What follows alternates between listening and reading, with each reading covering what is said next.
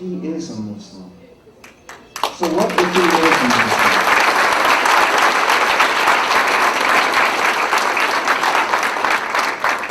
It does not matter. That is the beauty of America. Our fabric is made with fibers of all sorts of colors, all sorts of backgrounds, all sorts of creeds.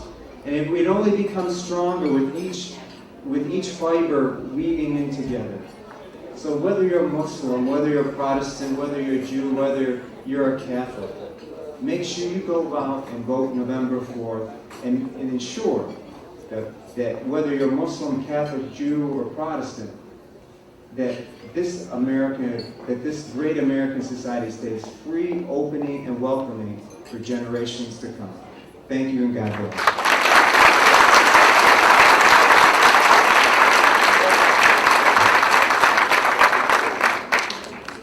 Our next speaker served as a sheriff for nearly 20 years before being elected to his office back in January 2003. He holds the position of 2.1 million citizens in the state of Michigan. He is known as a person that is committed to the people, and he helps to manage Wayne County. Please welcome the Wayne County Executive, Robert A. Fickell.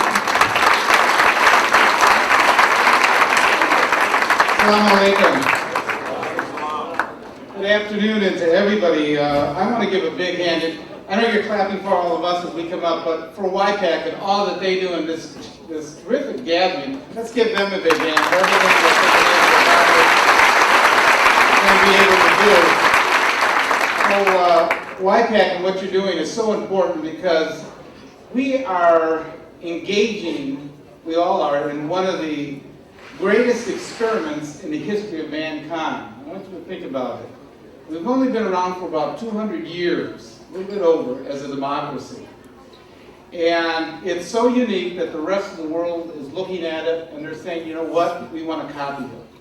And it's the participation that is so very important. And sometimes some of us are so close to it that we take it for granted and what you see, but think about this. We are being copied around the world. And for generations, nobody has had the right to really participate and vote and actually pick their leaders like you can in this country. And you know, that was brought home to me on a delegation that was visiting me from all places from China. And we have had several trips to China. We've had trade missions to the Middle East. But this delegation from China was there. They had government leaders and they had some business leaders.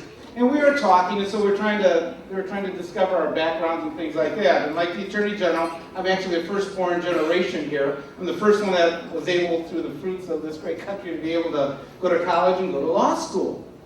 So the delegation head was talking to me, and he asked me, he says, how long has your family, by generations, been going to college? Because they couldn't believe that standing before them was a person whose family had never gone to college, was able to not only go to college, but to be able to go to law school in our country. The other question that they couldn't really comprehend, they said, how many generations has your family been in government so that you could finally obtain the position that you have obtained? And I said, I'm the first one to actually hold public office in my family.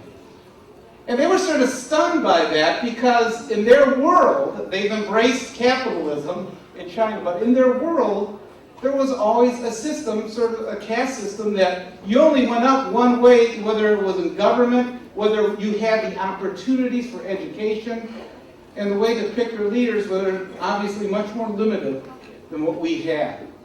So this is a very precious right that we have, and we should celebrate it because we're not celebrating not only our participation in voting and what you end up voting or whomever you vote for, but it also shows that with your YPAC, we believe in diversity. And that is so important, especially, and we're proud that Wayne County is the most diverse county in the state of Michigan and probably in the Midwest. During elections, they call them wedge issues sometimes. They call them where you try to divide one group against another. And you know what? there is absolutely nothing wrong with being different.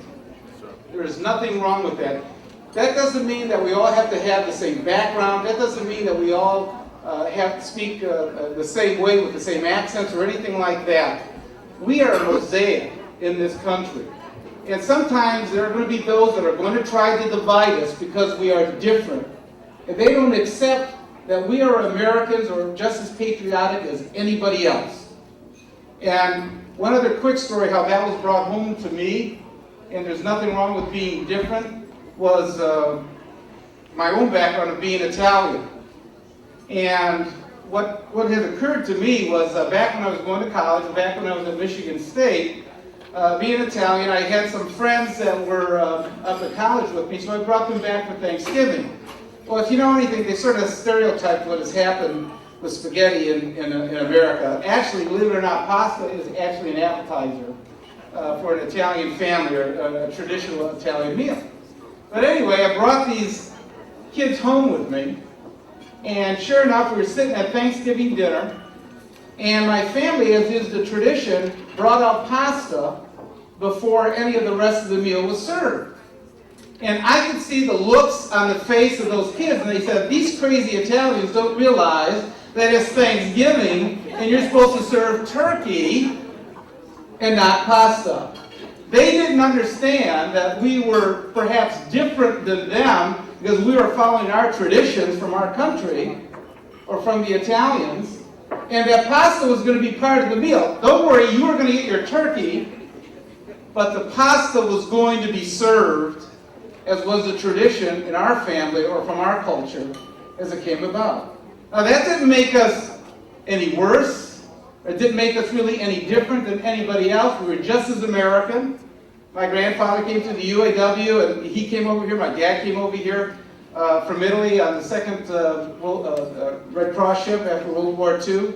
And they were just as patriotic, and they were just as committed to the United States as anybody else. But just because we did things differently, it meant that we weren't good citizens or something was wrong with us. So remember this, and the only reason I say that in the third and final story, we've seen that sometimes those stereotypes still carry through. And we saw this during the campaign where, unfortunately, where there was an incident that was actually captured on television where one of the candidates, John McCain, was kneeling down, he was talking to a woman, and she said at that point, when he was kneeling down, she goes, you know, I'm afraid of Senator Obama. And he said, why are you afraid? And she said, because he's an Arab. Think about that. That stereotype, it wasn't that I'm afraid of him because of his tax policies or whatever might have been the political issue. It was that stereotype, and it's wrong, because they said, because he's an Arab. Now, the correction, you know I have the D behind my name, so the correct answer in my mind should have been, there's nothing wrong with him being an Arab. And in fact, like anybody else, they're just as patriotic for this country. But we realize at this point that there's some of those